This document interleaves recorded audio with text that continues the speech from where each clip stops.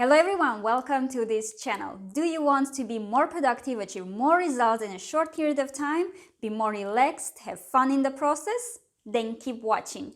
In this video, I'm going to tell you how you can reach zero inbox in just within a week. These 5 methods or techniques or rules will help you to get rid of your 4,212 unread emails in your inbox.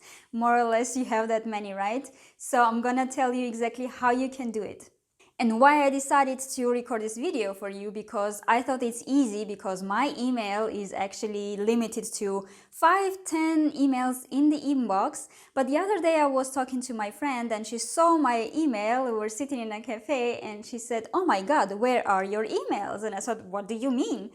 My emails are in my emails, right? In my inbox." And she said, "No, you have just a couple." And she turned her laptop and she showed me her emails. She had 3,417 emails, unread emails, and randomly some were opened kind of, but she was overwhelmed of these pages scrolling through the emails and she didn't know if she can delete them, what she should do with them, how can she even store them somewhere, or when to prioritize to reply to them, should she even reply to them, or what to do with them. So now I'm gonna show you what you can do with your inbox to get rid of this old stress about inboxes and emails. Let's start. So here we are in my inbox. So this is now an email created for the purposes of this video. This is not my real inbox, but my personal email and also my work email look exactly the same. So how to work with this? This is basically how your inbox should look like. So you can have up to 10 maybe emails that you haven't opened yet.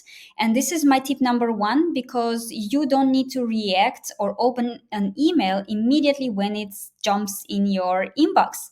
You need to have set times to basically check your email when it fits you. Basically, all notifications should be turned off, and you will decide for yourself when during the day you have the best time, the most productive time to say to react or to work with your emails. This can be in the morning, this can be in the evening, maybe after lunch. You can decide for yourself. Our schedules are very different. But basically, you don't need to have 100 emails. What we do here is, first of all, if you see already from the name of who has sent you the email, and this can also help you to see the title, the subject line of your email, you can already kind of guess the priority level of it. And let's say you don't know what is it about presentation review. You open it, right? This is again only when you have time to check your emails. You open it. This is now again a test email sent from myself to myself, just for the purpose of this video. And let's see, you can quickly say, reply to this email saying, "Hey, thank you," whatever. Then you do it. If no, if you need to work on this email, if you need to maybe give more information, if you have to, if your reply basically will be a longer one with more details, you need to think about it, but you don't have right now the time to react to this email, to send this long email with all the details. What you can do, first of all, you can, of course, add them to the tasks. If you, from this email, opened email, you click here, add to tasks, you just click on it, and this email will be added to your tasks. You click, you hit enter, and now your presentation review email is here. When you have time to work on it, if you click on this presentation review, your email will be opened again. Let's say we are now again in inbox, and you want to go through your to-do list, through your tasks and work on them. You click on the first email, it brings you to the email which says presentation review. And this way you will find your most important emails that you need to react to them easier. You can even add here days, you can add subtasks, you can do whatever you want. You can basically create a task out of this one.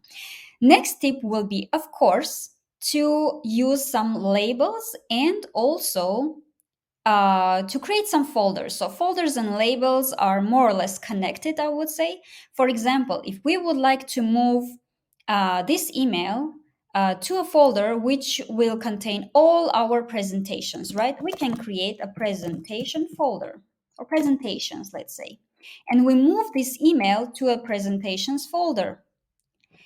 We can come here and you see these are your folders. You can even click on the three dots here and you can, let's say, add the color if you want this to be, I don't know, pink, let's say.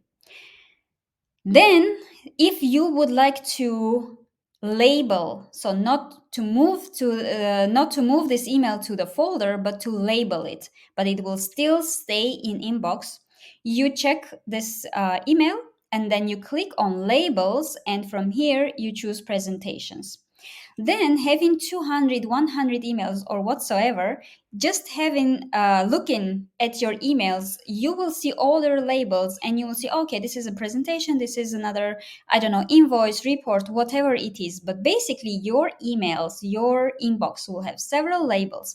If it's not important, you just want to save it for maybe for the future or to just have information to reference to it later, you can again mark it and move to presentations folder. And this is how you can actually, just with one tip, reach your zero inbox. So let's return these emails to the inbox and continue. So my tip number 3 will be that you should apply just one rule, that one email should be touched just once. So if you have opened this email collaboration request, it's again a test email, right?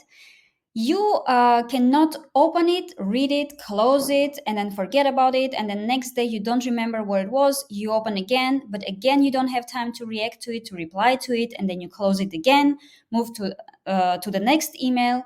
No, the rule here is that you open one email just once.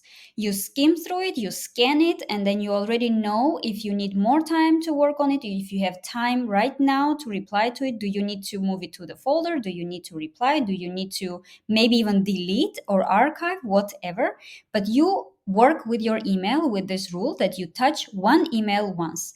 After opening one email, you should be able to recognize what it is, and you should be able to decide for yourself if you move it to a folder, if you apply any labels to it, or if you move them to the tasks here to work on it later. So this will help you immensely because you are just wasting your time opening one and the same email over and over again.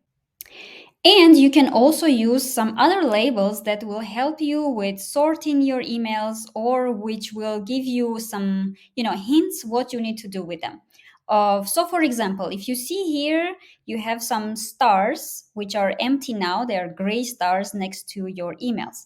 If you click on them once, the star will be yellow. If you click one more time, the star will disappear. However, you have more functions here. If you just go to the settings, and then see all settings just at the very bottom. Let me move here myself, my picture. So you have here different colors of stars. So stars with different colors. And also you have an exclamation mark or checkbox, information, question, whatever it is that you can use. So more stars for you, and you can just decide for yourself if you want to use one star, which in this case will be only yellow one, four stars, which will have more options to it, all you can use all stars. I would definitely recommend using all stars because this will give you basically more flexibility to decide how you mark your emails. So then when we go, we need to save it. So when you go to the very bottom, you need to save changes. And then in the emails, for example, this is a presentation review and I have some questions to it. I have to click here on the star, but not once, several times and quicker, because if you stop, if you pause, then you will need to start over again from transparent one. So you click a little bit fast until you reach this question mark here. So this way, again, just by looking at the stars, you will see, did I have questions? Is it very important? If it's very important, maybe I can, use an exclamation mark. Or if it's kind of done, but I still need to reply, you can use the checkbox. Whatever it is, you can decide for yourself what icon means what for you. And tip number 5, of course, all of us have seen so many emails in our inbox, which are from some, ads, marketing, some other irrelevant emails that have nothing to do with us. They're not important. It's just ads landing in our inbox. So how to do with it? Instead of getting, frustrated that all these emails arrive in your email and then you need to open them, you need to delete them. Instead of this, do this. So open your inbox, right? And then click here where you have your search line. Click on this icon. So you can see from to, this is basically filters. And what we do here, we basically set filters or set rule for our inbox so that a specific type of emails will not even land in our inbox, so that we don't need to see it and delete it, or see it and be frustrated about it. They will not even land in our inbox and we will not even see them. So most probably all these ads and marketing materials, or people who are just randomly, maybe you have subscribed to a webinar, let's say, and then you keep receiving these newsletters or this kind of more sales related emails. And what you can do about them, if you don't want to see them, of course you can unsubscribe. That's one of the things. You can go to the bottom of that email and unsubscribe, and you will not hear from this person, from this email anymore. This is another thing that you can do. But also you can just simply set a filter, a rule for your inbox. And what you do here, from to subject, doesn't matter. In this case, doesn't matter.